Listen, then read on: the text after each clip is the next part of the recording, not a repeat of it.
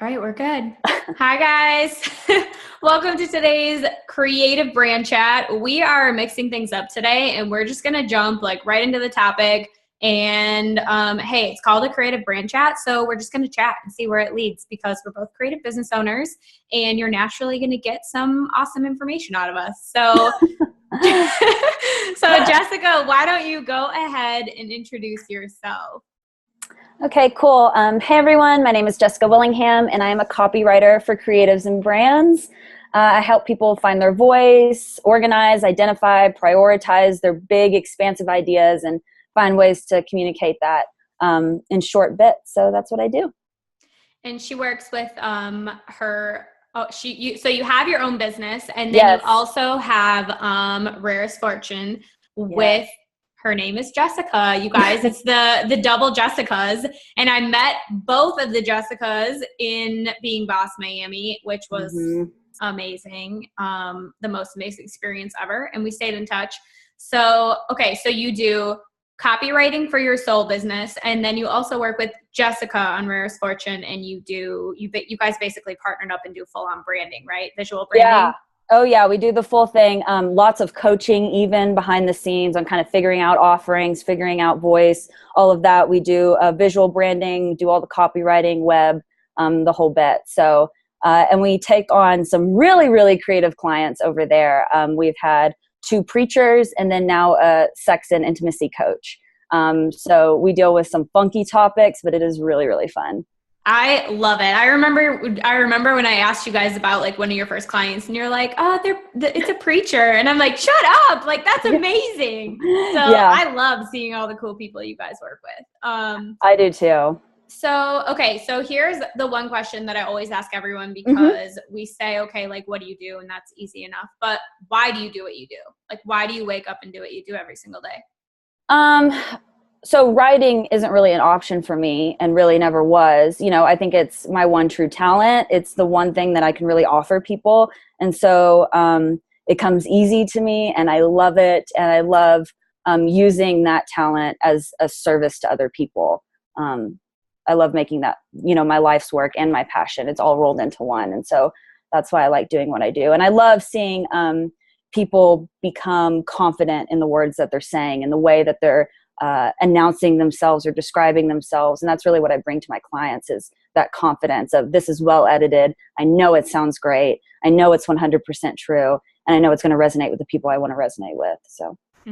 I love that. And I love that you're all about keeping it natural. You're not trying to formalize people, whether you're writing copy for a website or whatever. Cause I know you even work with talk about even more crazy, amazing, weird brands is you work with people in the agricultural, I can say the word, industry too. And so I think it's awesome that you can work with preachers and you can work with coaches, you can work with creatives, you can work with farmers, and you can make them all sound like themselves.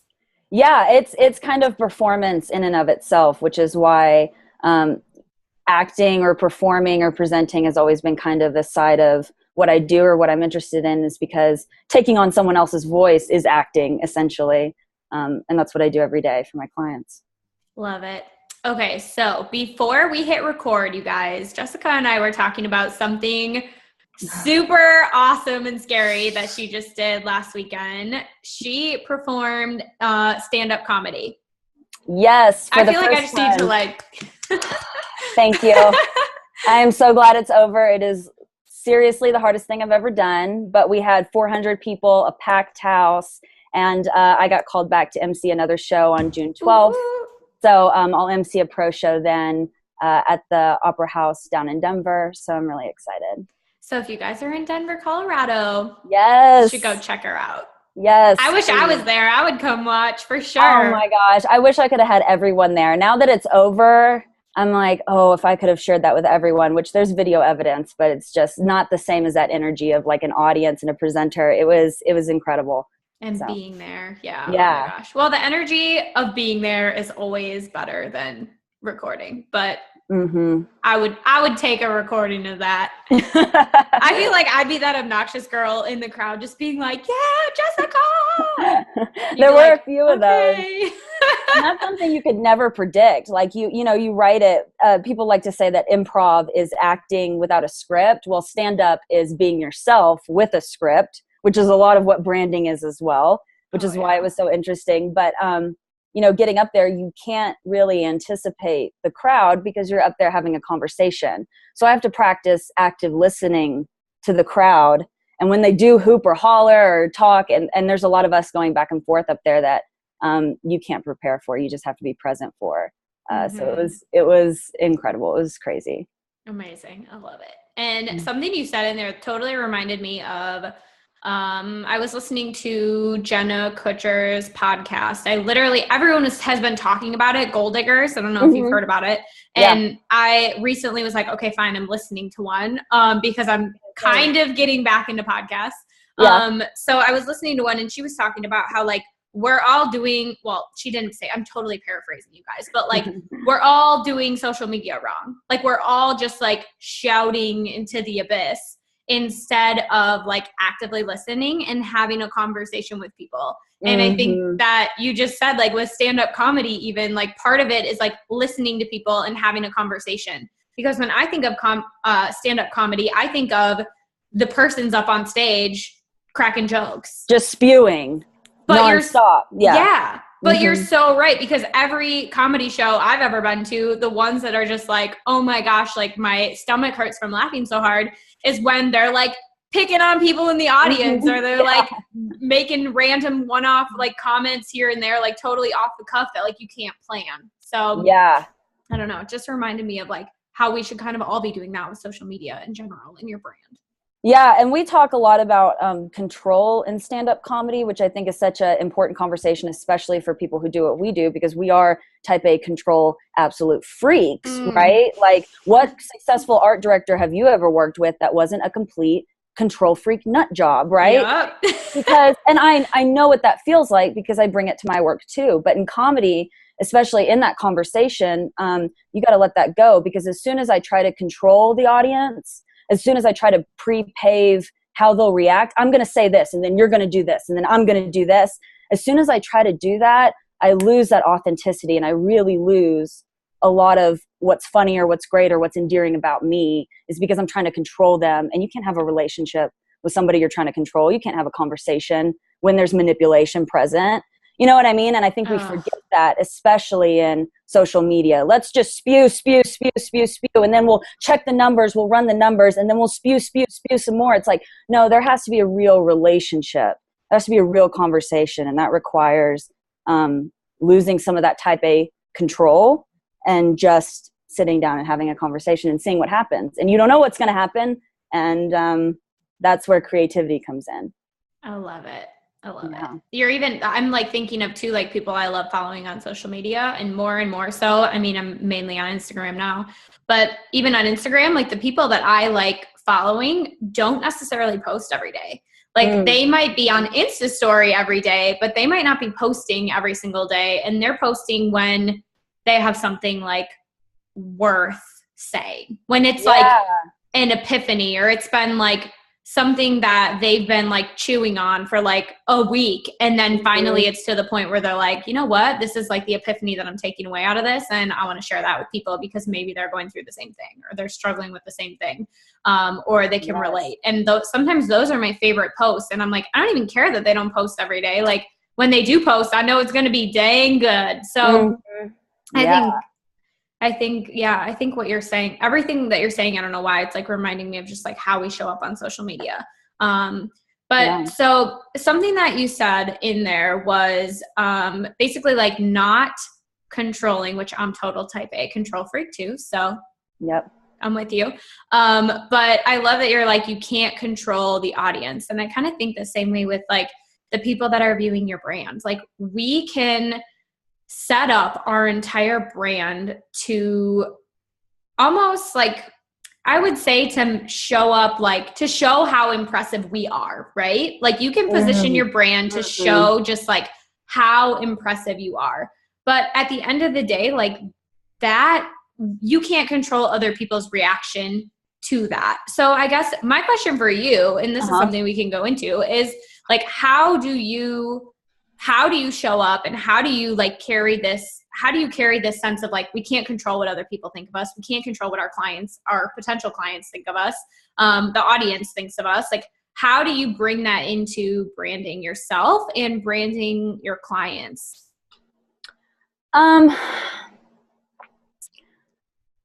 A lot of times, go ahead. Or I'm even thinking like letting go of that control. Cause I know like I do brand positioning too. And so do you. Like part of what we do in building a brand is figuring out like how to pull out some of those key elements that make you and like put that out in the forefront of your brand. Like how does that position you?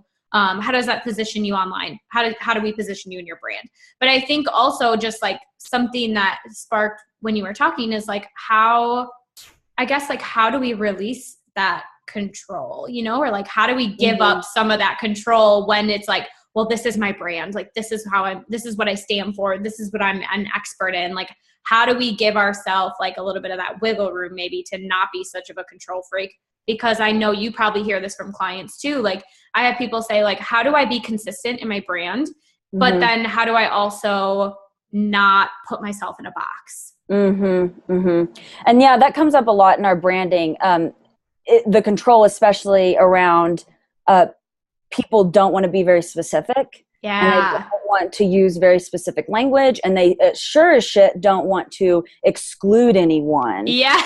Or for everyone. That happens all the time. I'm like, you're not for everyone. I can 100% guarantee you. And they're so scared to let go of the grip around I am for everyone. And instead of grabbing onto, okay, I'm really specifically for these people. That's really the control that I run into a bunch when I'm working with other creatives is we're for everyone, or we think we're this, or we think we're that. But if you were doing that active listening with your audience, they're going to tell you what is the most endearing thing about you, right? If you're listening for those laughs or you're listening for that emotional exchange, you'll hear what is so endearing about you. You need to listen to them. You need to trust them. You need to have faith. That's the other part. I mean, a control freak has a complete lack of faith, whether that's in themselves or in their audience, in their clients.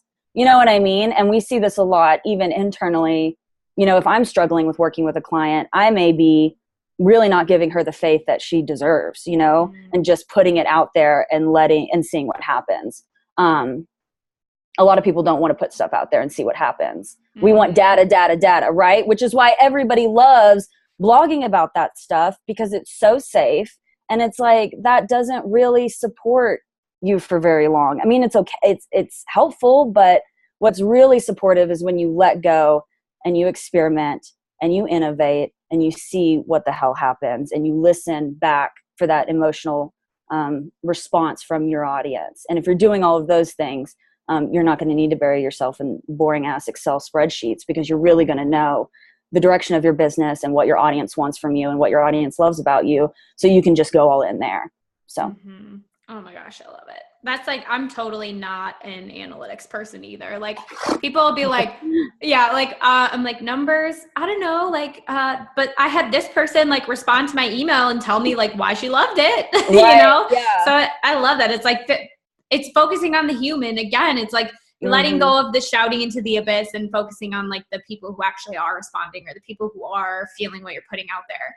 And this is something that I actually recently did, because I've been kind of shifting around my offerings right now. And I'm like, you know, what are my past clients telling me that I help them with? So I literally sent an email to all of my past clients and said, action tip for you guys here. If you're like, I don't know what I do. Like, I don't know why I'm special. I don't know what makes me and my brand unique. Like just email past clients and ask them, if you were going to refer me to a friend, what would you say to them? What would you tell them about me? What would you say that I helped you accomplish, or that I helped you? What did I help you like feel like, or what did I help you do? And just from doing that, to like sending that email to a couple clients, I was able to see like, okay, this is what I'm saying that I do, but this is what my clients are saying that I do. So now how do I position my brand in a way that better represents what my clients are telling me that I do versus what I'm telling them that I do? Totally. And the other thing is, like, I don't know if you've noticed this, but a lot of times, you know, after you have so many clients, a lot of them will say the very first thing that comes out of their mouth about you is the same thing. And a lot of times that has nothing to do with what you actually delivered for them. It has to do with your personality. She was so fun. She was so supportive. She was so spunky. She was so energetic. I get that all the time. Like, this energy was so helpful in such a hard time in my business, or, such a stressful time. A lot of stuff that they have to say has really nothing to do with the thing you do. And it really shouldn't. Yes. Oh my gosh. I'm like totally right now. I'm like, I fell down this like an awesome rabbit hole of like, stop telling people what you do and instead focus on the result that you're giving them. So, okay, you're a brand designer. Sweet. But if I work with you, what's the deeper result? Like, what's beyond the new website that I'm going to get, or the new logo that I'm going to get from you, or the new strategy that I'm going to get from you? Like how is that going to impact me deeper? Like what is that going to do to change my life or better my business? Yep, absolutely. And something you said about too, innovation and like talking about things that are different. And this is actually something I've talked to Jessica, your partner, about, is just like the whole how to blog post setup. And I actually stopped posting on my blog for a good year, maybe year and a half, because I had set up my business in a way where I was doing how to post on my blog. And then I was giving you a content upgrade, which got you on my newsletter list, which I still use that same sequence, but I'm doing it in a different way now because I was doing the how-to blog post. But then when people got on my newsletter list, I was giving them this like from the heart, real time, like whatever's happening in my life right now, and like bringing my story and my emotions or like my clients' aha moments into it. And there was like a total mismatch between like the how-to and the actual like real life, fast pace, aha moments, epiphanies that were happening. And I was finding it was like what a jarring shift for someone going through my brand, like and now I talk about this with all my clients, like, how are you onboarding someone into your brand? And that was like so jarring. So I was like, okay, now how do I shift my blog in a way that preps people for that more authentic, with that, I know some people hate the word authentic, but like really that like real life stuff that I'm sharing. Which is why I started doing creative brand chats, because how much more real can we get doing like uncut, raw, unedited conversations with creatives that you can't plan. So that's something I totally started shifting and doing differently, and was like, okay, how can I do this more? Like, how can I be more innovative? How can I just be more like natural and creative? And one person that I love is, that like I totally fits into this realm when you were talking, is that I thought it was Tara Gentili. And she, like, I started getting her newsletters, and I never know like what is going to come from her each week, but I know that it's going to be something that makes me think differently in my business and in my life. And like, so I've completely ditched the how-to stuff, because I'm like, I would rather be following people that are making me like kind of work my mind and like think about things in a different way and change my perspective. And then if I want to know how to start a YouTube channel, then I'm going to go find the expert that does YouTube channels, and then I'll sign up for their stuff, or I'll like read a couple posts. But the people that I follow long term, and I think this is true for a lot of people now, is we're looking for that like deeper connection and that deeper thing and the more long term route. And I think those innovators and those people who are creative and who are doing things differently are the ones that we're more drawn to follow in an everyday situation. Yeah, I think we're going to see the pendulum swing back to personal blogging. We all miss it. We all talk about it, right? But, we shifted to turning into, big bad brand machines. And now we're all kind of missing that magic and that connection that we all felt, back in the day when everybody was personal blogging. And so I think we'll either see the pendulum swing back that direction, or we'll all start to maybe try to blend the two a lot better and stop compartmentalizing, which that's another thing that a lot of us do a lot. We just want to compartmentalize as, this message is okay just for this audience over here. And I don't want you guys over here to hear what I'm talking about over here. And for me, I've tried to kind of shed that and be like, you can either be here for all of it or none of it. You know what I mean? Yes. because I'm one of those people who kind of circles on the outsides of tribes and kind of hops in between. Yeah. You know, like this ag group and this creative group. But, you know, in my mind's eye, I always think, oh, they're so different, and I need to separate all my content. I need to be different people for each of these different types of groups, but we're a lot more alike than we are different. So I've started to really blend it more, and I think people like it more, and people learn more, and they're interested. And if they already know about it, then that's great. But if they're hearing about it for the first time, they're super, you know, like, oh, what is this other part of you? Yeah. You know, your audience, if they really like you, and if you're being authentic with them, they're going to want to hear that stuff. So. And how freeing is that to be able to say, and I know we kind of talked about this before we got on, we were talking about, and I want to swing back. There was two things I wanted to touch on with this, but first of all, like, how freeing is it to be able to just show up as 100% yourself in every single space? Like, it is so therapeutic. You have no idea, which I've been kind of on a crazy spree this spring. Like, I've been doing some random weird shit, as I'm sure you've seen, right? Like, which I love. I'm going to go, nobody, don't mind me. I'm just going to go experiment and go do some weird stuff over here, right? Taking boudoir pictures and posting those online was which I love. Free. I was like, well, now my nipples are online, so what can I do? Really? You know what I mean? Yeah. Who can stop me now? So I did that. And then I was like, okay, that was like not hard at all, right? Like, okay, whatever. It's freeing, but it wasn't very hard. Stand up was extremely hard. The morning of, I was crying on the phone to my coach. I can't do this. There's no way I can do this, blah, blah, blah. We only had like 48 hours to memorize it. Like, I'm just full on freaking out. Mm-hmm. And, you know, but after I went up there, and I mean, I talked about all kinds of stuff. I talk about Jesus. I talk about weed. I talk about lesbian. I mean, I'm talking about all kinds of stuff, right? Like that I just talking shit, you know, into a microphone to 400 people. But after I was done, it was literally like no one could come for me. You can't, because I just went up on stage and was 100% honest and bled my heart out to strangers. And it doesn't really matter if you like it or not, because you can go up and do it, you know, until you go and do it, nobody can come for me. And that kind of confidence and that kind of inner like release was like amazing. It's just amazing to let go and feel what that really feels like, because I don't think a lot of us are feeling what a complete release or a complete release of control really feels like. We're white knuckling most of our day, most of our business, most of our life, you know, and we don't really know that until we really let go, and we don't really let go very, very often. And for me, this was a complete exercise in letting go, and it was freeing. It was awesome. I love it. I have like, I'm just like having all these like thoughts while you're talking, and just like, so you're just like, I'm gonna lay hands on you. You're convulsing, like, oh my God, amen. Yes. That's like what I was thinking too when you were talking is like the whole Brene Brown, Teddy Roosevelt. Like, if you're not also in the arena getting your ass kicked, like, I don't want to hear feedback from you.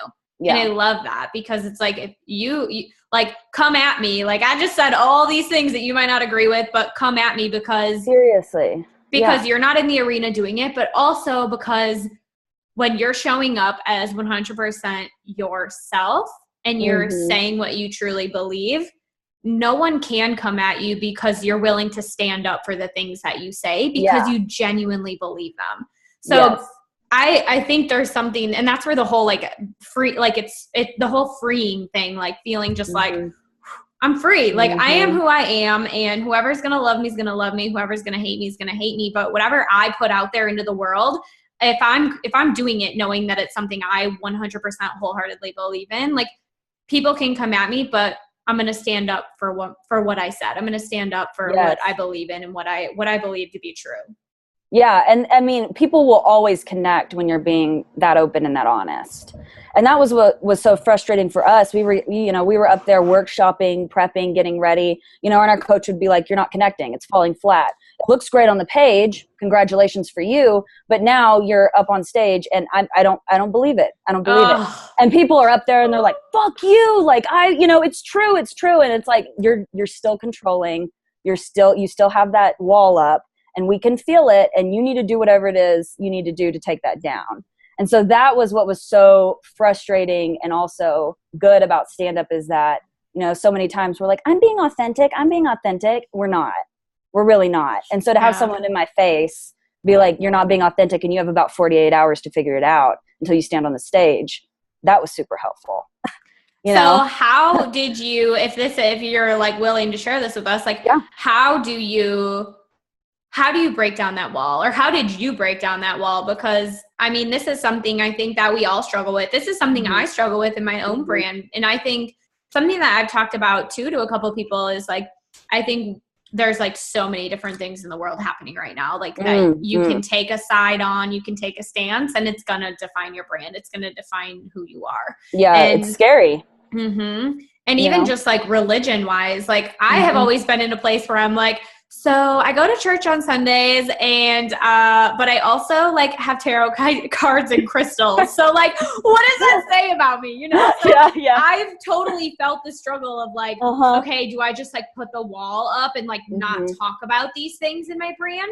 Or do I just like show up as I am, which that's basically what I do. Like you might see tarot cards in one post on Instagram, and then you're going to see like a Bible verse in another one, or like a quote from a pastor. And I'm like, I don't know, like if it's weird for you, like I'm sorry, but like, this is kind of who I am. I'm being weird. So I guess like, how do you, and like for me, I guess just doing that was like one way I was able to like very non-scarily, like not as scary as doing stand-up comedy, like start to break down that wall, right? So like how did you break down that wall, or how did you even start breaking down that wall to show up as you? So it was incredible. So I get a little bit frustrated with myself sometimes when I feel like I'm out of alignment or I'm not who I was meant to be. And that's what I was starting to feel like. I started to feel like, Jessica, you're just censoring yourself to the point that I'm really unhappy with you. And I'm not, this is not who you are. Because, one of my core personality traits as brand archetypes, the rebel, is I like to stir the shit pot, because that's what we do as creatives. That's what good art is, right? Like it stirs the shit a little bit, as it should. And that's what I love doing. And I've always been that way. I've been sent to the principal's office like 1,000,000 times for starting arguments in class, because I'm the person who's like devil's advocate. That's just kind of naturally who I am. But I found myself censoring myself and being less and less of that way, being more of the business owner and less of the creative. And that's not, my little girl's dream was not, I want to grow up and be a business owner. It was I want to grow up and be a writer. I want to be a creative. I want to make things, so that's why I went out for it. So part of it is my personality, is that I do naturally like using taboo language. I do naturally like playing devil's advocate, kind of poking the bear or stirring the pot, or just kind of getting people to think about things differently, even if it's not what I agree with, right? Like just because I'm arguing this point doesn't mean that's what I like actually think. I just like to, start the conversation. So that's part of it. The other part of it, when I was writing, that became really, really hard to break down and to let go of, was delivery. And this is really hard for a lot of women. Upspeak. We like answer everything with like a question, and we all do this. Okay. I watched, as I said, the people I did stand up with, we had, astrophysicists, Fortune 500 companies, lawyers, doctors, psychologists. These are smart people, right? Blows my mind that these people are up on stage doing stand-up comedy. Like, talk about stripping down the walls and the barriers and just like trying something new. And to watch a smart woman, a smart lawyer get up there and do upspeak is infuriating, but that's what we do when we're scared as women, because it makes us more palatable. We're speaking in a, very pleasing kind of tone. That's what we do when we're scared. And so for me, dropping delivery was extremely hard. And so I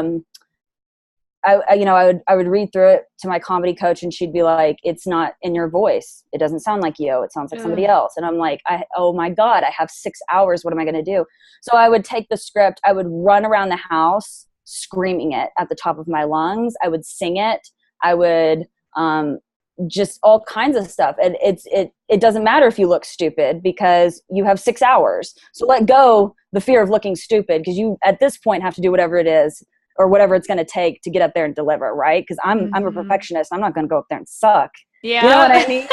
But, it's 6 hours before, and I'm talking like a valley girl. And I'm like, what am I going to do? But yeah, so getting silly was a big part of it. And then really listening to people when they said, you're not connecting, you know, I'm connecting. Well, no, you're not, you know? So I love it. I love it. There's something you said too. It's like trying on different voices. Cause I think trying on different voices just reminds you of what your voice is. Because like you just said, I did the Valley Girl. I'm like, what am I doing? I am not a Valley Girl. You know, it's like, okay, so you found out what you're not, and then it helps you find what you are. Yes, absolutely. And that's, when we were writing material, and this is a great writing exercise, is that we would have 9 minutes. And for the first 3, we would just brainstorm anything that we were thinking. I have to go to the grocery store today, or, I hate that it's raining, or whatever. Right. So you do that for 3 minutes and you break, and then you set a timer for another 3 minutes and you keep writing. Well, now things start to get a little bit deeper because you're not so on the surface anymore. And by minute 9, you've done it for another 3 minutes. You're really writing down, like, where do we go when we die? Like, you know what I mean? Like, you're really writing down the real stuff. And that's what, like, it just really takes trying on different things, doing different things, going deeper, getting silly. I mean, all of those things. And I don't think we do enough of it, especially in the online world, when looking branded and polished and beautiful is so enviable. And I love it, right? And that's what I do for my clients. But I also like when we're experimenting and being creative and being different and trying new things. I love it. Yeah. It's totally like blending your creative side and your business side. And I think that's something, I think that's like what we do with branding, it's like combining your creative side and the business side. So it's, and I mean, it's really too about like who you are and what your personality is like and what you can bring to the table, and then how you can pull that out of your clients, or how you can do that, how you can use that to serve your clients. So, so I love that. You keep going back to like creativity and business, like I feel like, and this is something we had talked about too earlier, was like creativity and just like doing things outside of the typical business world is sometimes exactly what you need to do to feel more on point within the business world, right? Like in order to feel like you're running a successful business, sometimes it takes getting out of the online business world and doing something completely crazy. Like, I'm going to go try stand-up comedy and see how it goes, even though like I'm a writer and I work with creative brands, like something totally outside your field and what you're used to spark your true brand, like your true brand personality. And it stretched me as a writer completely, because something my comedy coach said was, it's all poetry. And it is. Branding, poetry, stand-up comedy, we're taking these huge, big, expansive themes and we're narrowing them down to very short, very intentional language. And that was essentially what stand-up writing was comedy writing too, was how can we take, all this smart, big, huge idea and turn it into like a 12-word setup punchline tag. So it made me a better writer. It made me a better editor. I came back refreshed to my business, which was huge. And now I have something cool to talk about. That's not, I went to the same conference, 1,200 other people went to. Well, good blog post. You know what I mean? It's give me something different. Yeah. Right. Well, we have to go do different things, and we're all going to be better for going out and getting different experiences and bringing them back to this industry. That's what we need to do, because otherwise we're just going to be like regurgitating each other's same old stuff. You know what I mean? Like, we need each other to go out and go do crazy stuff like that and bring it back to us. That's not just a service to me and my business. That's a service to my industry. And it's going to make us all better, I think. So. That is so true. It's so true. I'm even thinking of like when I'm most inspired and like how I come up with some of my best content, and it's from living that I come up with my best content. It's from like, I remember I like wrote a newsletter once, and I like got inspired with the newsletter topic, which at the time I didn't know it was going to be my newsletter, but I was like sitting in a dentist chair, like talking to the dentist, and it was like totally not wild and crazy, but like I was out of my normal element and got content from it, So I think, like doing anything that can kind of like shake up your world a little bit, like just inspires you to do different things. and to show up as more of yourself in business. Because you get to go find who you are offline. Because who I am does not exist, cannot be found online. You know, I'm not going to find who I am and what I do best by scrolling through Instagram and Promise Tangiman's videos or Gary Vee's videos. I mean, those are great, but it's not going to tell me anything about who I am. Like only I can do that. And that self-awareness is only cultivated through outside experiences and offline. We all know that. And to your point about like inspiration, we talked about that a lot in our comedy class. There's all this pressure to be inspired, but you really don't need to be you don't need to even worry about whether or not you're being inspired.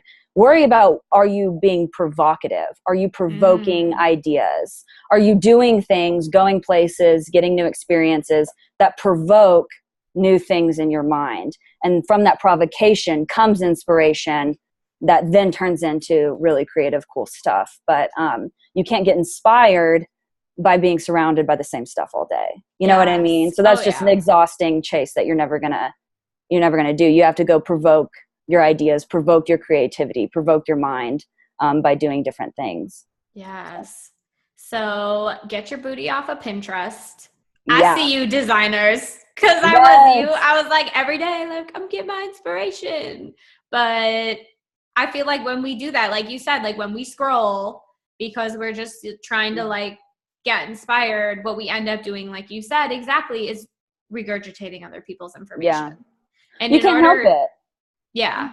And in order to like be an expert or to show up as someone worth listening to, and the people that I just did this exercise with people in my newsletter list. I was like, go look at who you follow, like religiously follow. Like go look at who you religiously follow and what they're putting out there and what their values are, and like figure out why you're following them and like what qualities you're trying to emulate, and then bring that forth in your own brand, or start doing. So if like you're saying, some of the people you follow, like that's where I feel like Tara Gentile and like you said, Gary Vee, like they talk about stuff just like as in like real time. Like it's not like, okay, this is what's trending right now. But then if we go back in our brand and we talk about what's trending, we're doing the exact opposite of the thing that attracted us to this other person in the first place. So I love that. You're like, get outside of your normal realm and go do something that is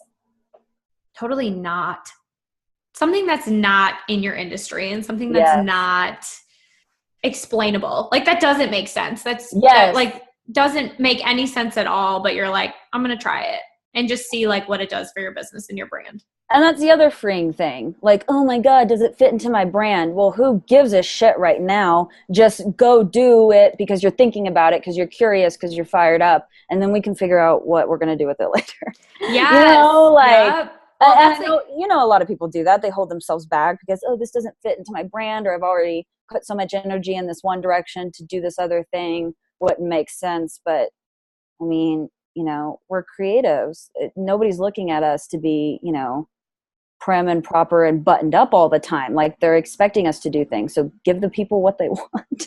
You know what I mean? People what they want. Do something crazy. Like, Well, life's short.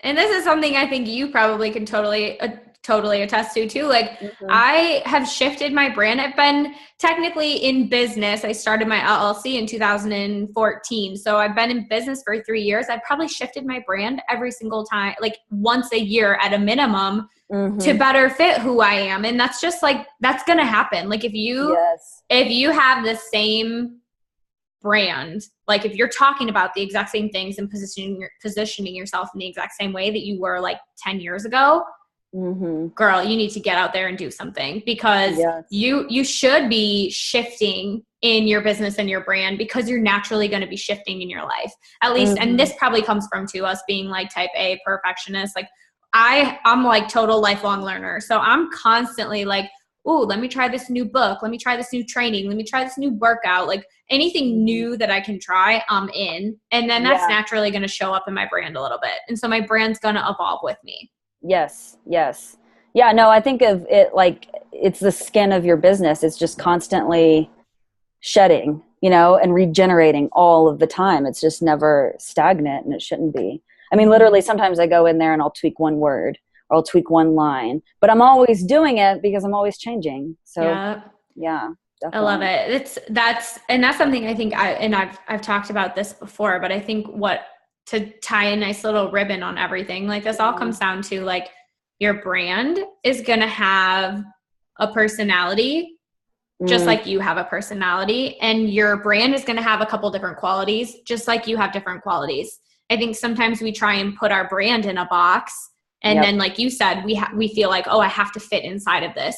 But the best brands have personality and they have different qualities, because sometimes, just like in real life, you're up or you're down or you're wild or you're calm or you're, like I'm like, sometimes I'm totally chill. And sometimes I'm like, I need to like go get crazy and like have a dance night with my friends and like whatever. Yes. So like your brand it's okay that your brand has like more than one personality trait and more than one quality. I think if you want a brand that connects, then it has to be a human brand with human characteristics and a human journey. And we all know that is not linear and, data supported all the time. And that's okay. And that'll connect. People want to see that, I think. And if they don't get to step in, it's a really big internet. So they can find something for them. I'm not worried about them, So yeah, I definitely think new things, trying new things, following your curiosity is a good thing. It's always a good thing for your brand and your business because it's good for you as a person. Yep. I love it.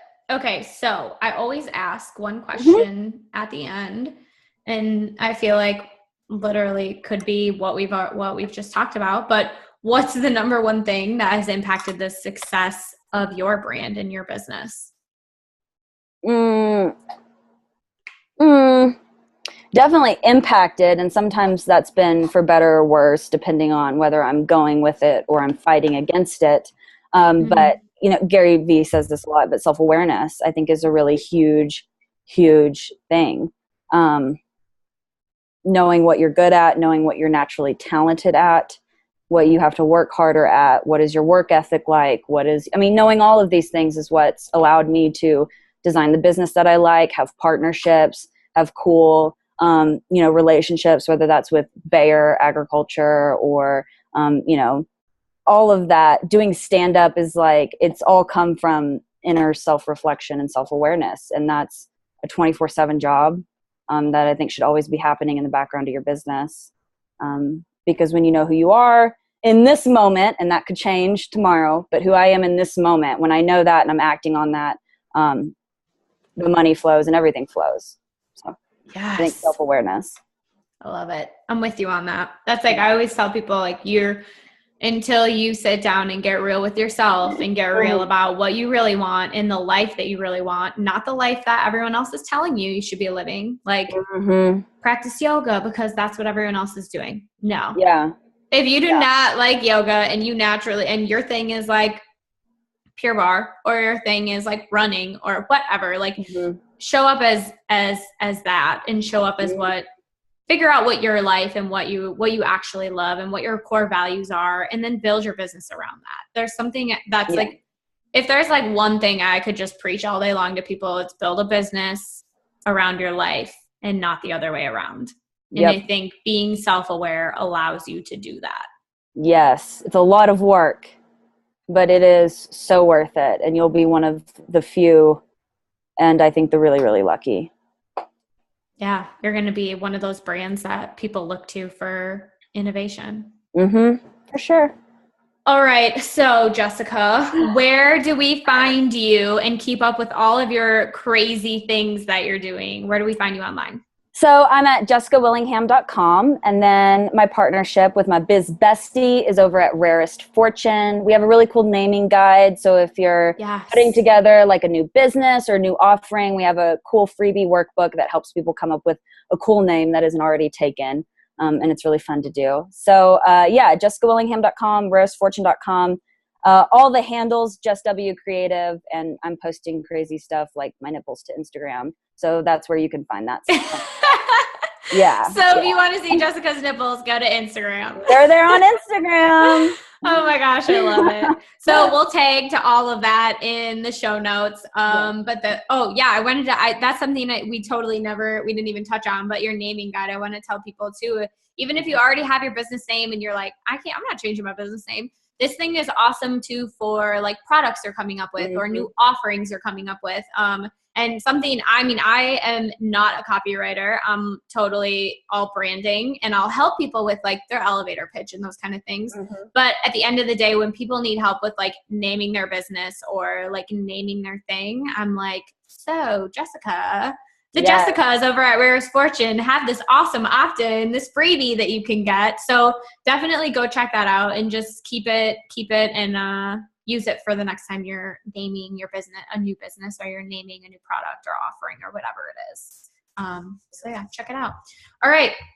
So if you guys want anything, if you guys want to hear more from me and you're not already on my brand love letter list, that is the place to be to hear from me, because that's where I share all my real-time epiphanies, client epiphanies. You get a say over what happens in my brand. So my brand love letters are where you need to be, and I'll link to that in the show notes too. And if you are over on YouTube, you can click the link underneath this video, and it's going to get you over to my blog where all of these links are, all these resources, all the good stuff. So all right. It was great chatting with you, Jessica. I love that you came on and we just got crazy with it today. Got real. That's how I do. Yeah. Hey, creative brand chat for a reason. We're just chatting. Yes. All right. Thank you guys so much. And we will see you in the next creative brand chat. Bye, guys. Bye.